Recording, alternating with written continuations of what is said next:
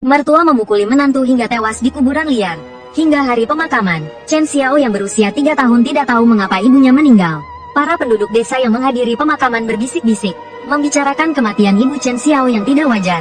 Mereka berkata arwahnya pasti akan kembali menghantui mereka. Kebetulan, nenek Chen Xiao mendengar semua ini. Agar tidak dihantui, kakeknya menemui Zhang, dukun desa. Ia meminta Zhang untuk menikahkan menantu perempuannya secara gaib. Ini diharapkan dapat menenangkan arwahnya. Maka, Zhang menggali mayat seorang bujangan yang baru saja meninggal untuk dinikahkan secara gaib dengan ibu Chen Xiao. Ayah Chen Xiao langsung marah besar dan segera melarangnya. Namun, ia dihajar oleh kakeknya. Setelah semua orang pergi, Zhang memberitahu Chen Xiao bahwa ibunya hanya lelah dan sedang beristirahat. Ia akan pulang setelah cukup istirahat. Sejak saat itu, Chen Xiao menunggu ibunya setiap hari di rumah. 6 bulan berlalu, ibunya tak kunjung kembali. Suatu malam, hal aneh terjadi. Kakeknya bangun untuk buang air kecil di luar. Saat ia membuka pintu, ia tampak ketakutan melihat sesuatu. Matanya melotot dan penuh darah. Dan ia mengeluarkan suara menggumam. Ia pun jatuh pingsan. Neneknya segera menyuruh ayahnya memanggil Zhang. Karena rumah mereka jauh, neneknya menyuruh Chen Xiao tidur. Saat Chen Xiao membuka pintu kamarnya, ia melihat ibunya yang telah meninggal, mengenakan gaun pengantin merah, melayang di hadapannya. Chen Xiao berteriak ketakutan dan mundur. Neneknya mendengar teriakan itu dan mendobrak pintu. Ia memeluk dan melindungi Chen Xiao, lalu memukul hantu itu dengan tongkat.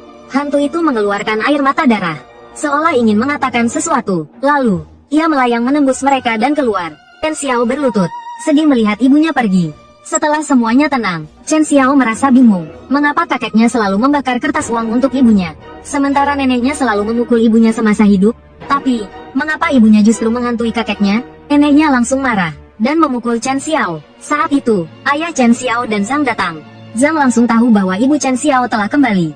Hanya dengan mencium bau di udara, ia segera menggambar jimat di wajah kakek Chen Xiao. Melihat ekspresi serius Zhang, neneknya bertanya apakah kakeknya masih bisa diselamatkan.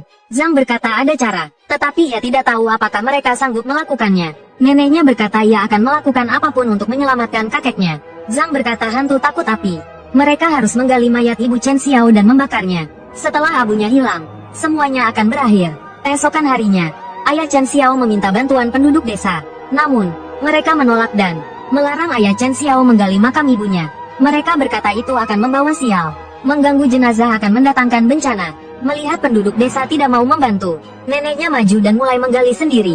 Saat peti mati terbuka, semua orang terkejut dengan apa yang mereka lihat. Tidak ada mayat di dalam peti mati, melainkan seorang bayi yang sedang menangis terseduh-seduh. Nenek menyuruh ayah untuk segera membakarnya. Ia menganggap bayi itu pembawa sial. Namun, saat Zhang Xiao mendekati peti mati, bayi